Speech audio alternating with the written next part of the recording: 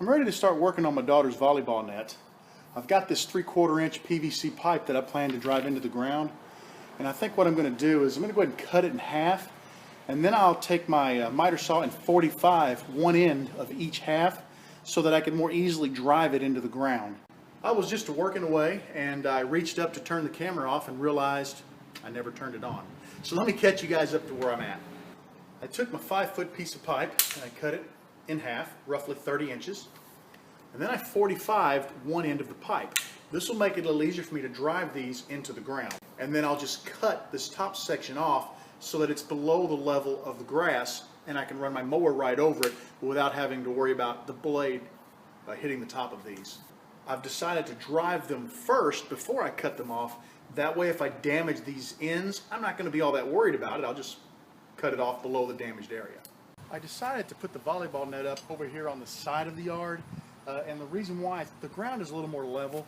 There's no activity going on in the lot next to us, and I don't think anybody will really have trouble with a kid or two standing over there hitting a volleyball back into the yard.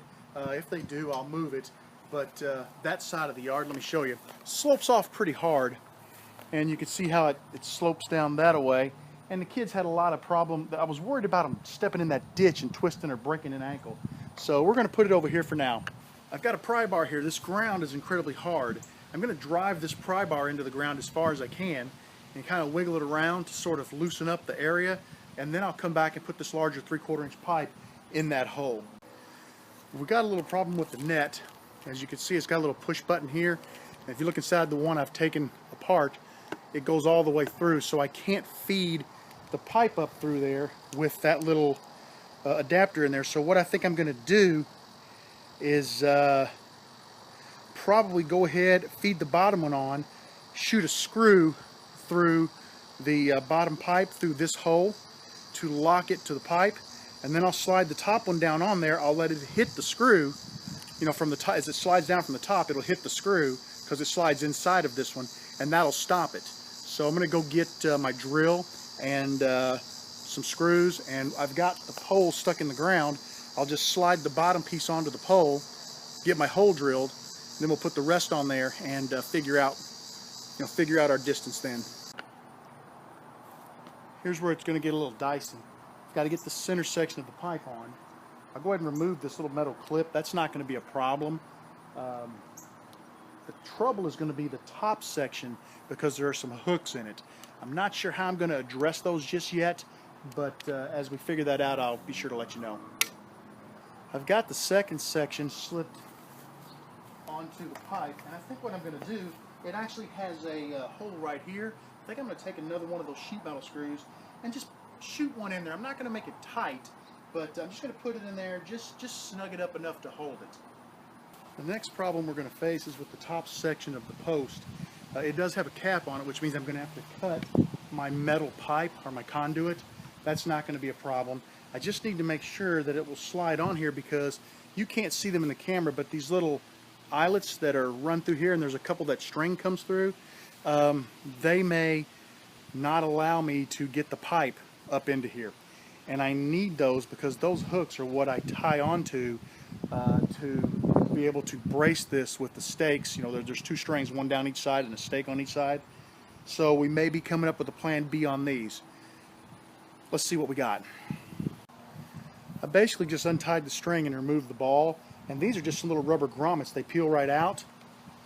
So what I'm going to do is I'm going to go ahead and get this mounted on the post. I'll get the post cut off just below top level so I can get the cap on there. And what I'll do is I'll drill a hole straight through here so I can just run the string straight through my pipe. I may be able to put these rubber grommets back in. Matter of fact, I'll try leaving them in as I put this together because they don't have much of a back on them. And for the hooks, I think I may just drill a hole straight through the pipe and just run it right through, because normally you just take it and hook it over one of the hooks. But if I could run it straight through and then have a stake on either side, I think that would work much better. Let's see what I can do. That fits pretty well. I'm real happy with that. It's nice and sturdy. What I'll do is I'll mark my pipe, I'll pull it out, and I'll cut it about a ½ inch below that, so it'll be cut off like right about here. That way I can put the cap over it, and then I'll get some holes drilled through it for the netting. I did not film cutting the pipe. I just took it over to the porch and cut it. You can see I've got it about a 1/2 inch below surface.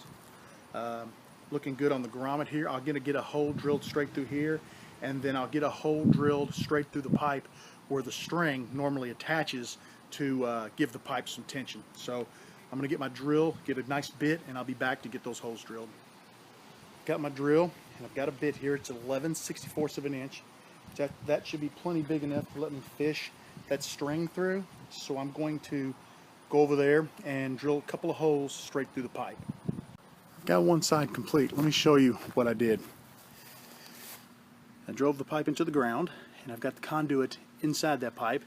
I have lightly screwed with a couple of self-tapping sheet metal screws the pipes, the outer pipes to the conduit. As you go up, I drilled a hole through here so that I could feed the tensioner for the net. I'm using some wire here, and I just put that wire nut. It's twisted around, but I just put the nut there so nobody would get, scratched on it. But that's what's holding the net. I had to drill a hole through to do that. I'll have to find a better way to do that eventually. Same thing at the top. And then for the braces, I drilled all the way through and attached them at the top. And I'm going to go do the same thing to the other side. I've got the volleyball net all set up. There's a 3/4 inch PVC pipe in the ground. Inside of that pipe there is a 1/2 inch piece of conduit. I did the same thing on this end. It's fairly well tethered to the ground. It's nice and straight across the top. And my daughter is ready for her volleyball practice. Well, I appreciate you hanging out with me tonight while I put this project together. It's good to finally wrap it up. I know my daughter's going to be really excited to get out here and be able to hit the volleyball back and forth with her brothers and maybe some of her friends. Thanks a lot for sticking around with me tonight. Have a great evening, and I'll see you again real soon.